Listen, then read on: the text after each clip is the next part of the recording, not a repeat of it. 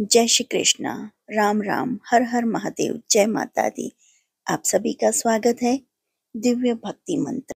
आज की वीडियो में हम शिव अष्टोत्तर शतनामावली का वर्णन करेंगे।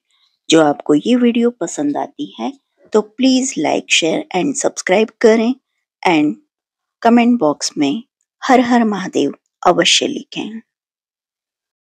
भगवान शिव के 108 नाम। शिव अष्टोत्तर शतनामावली।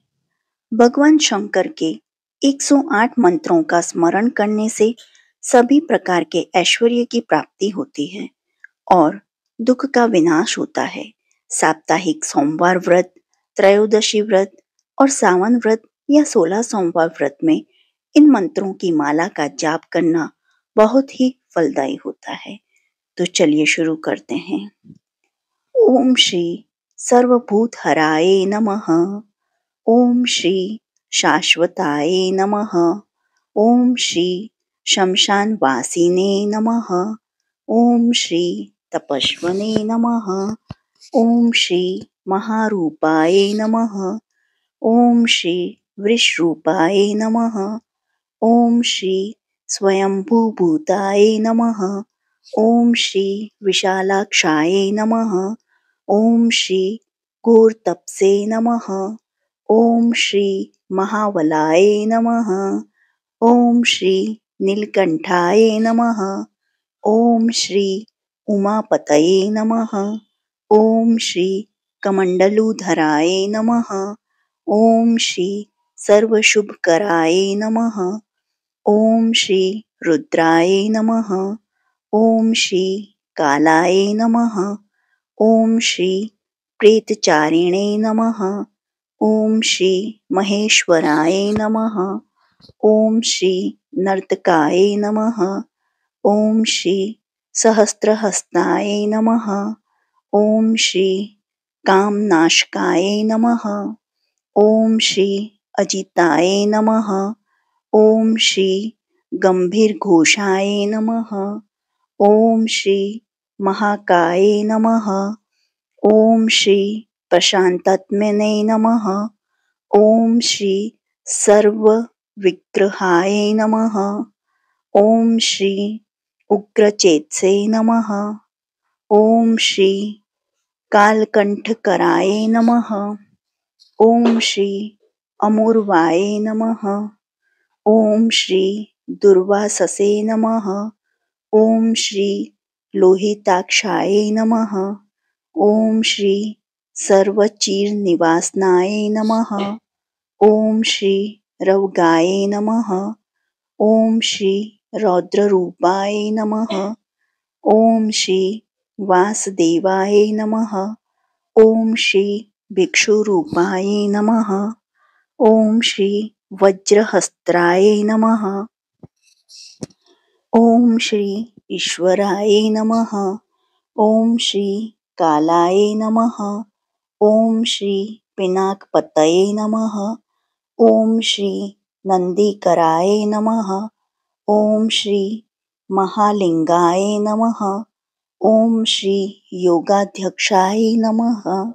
ओम श्री पशुपतये नमः। ओम श्री अक्षराय नमः। ओम श्री शुद्धात्मने नमः। ओम श्री अग्निज्वालाय नमः। ओम श्री शंकराय नमः। ओम श्री केदारनाथाय नमः। ओम श्री रामेश्वराय नमः। ओम श्री काशी विश्वनाथाय नमः। ओम श्री सोमनाथाय नमः। ओम श्री महाकालेश्वराय नमः। ओम श्री ममलेश्वराय नमः। ओम श्री ओमकारेश्वराय नमः। ओम श्री भीमाशंकराय नमः। ओम श्री त्र्यंबकाय नमः। ओम श्री गणेश्वराय नमः। ओम श्री नागेश्वराय नमः। ओम श्री बैजनाथाय नमः। ओम श्री अमरनाथाय नमः। ओम श्री कैलाशवासिन्याय नमः। ओम श्री देव देवेश्वराय नमः. ओम श्री द्वादशाय नमः.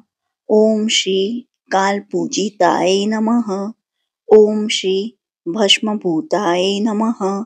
ओम श्री ताम्रोष्ठाय नमः. ओम श्री वंशकराय नमः. ओम श्री सर्वांगरूपाय नमः.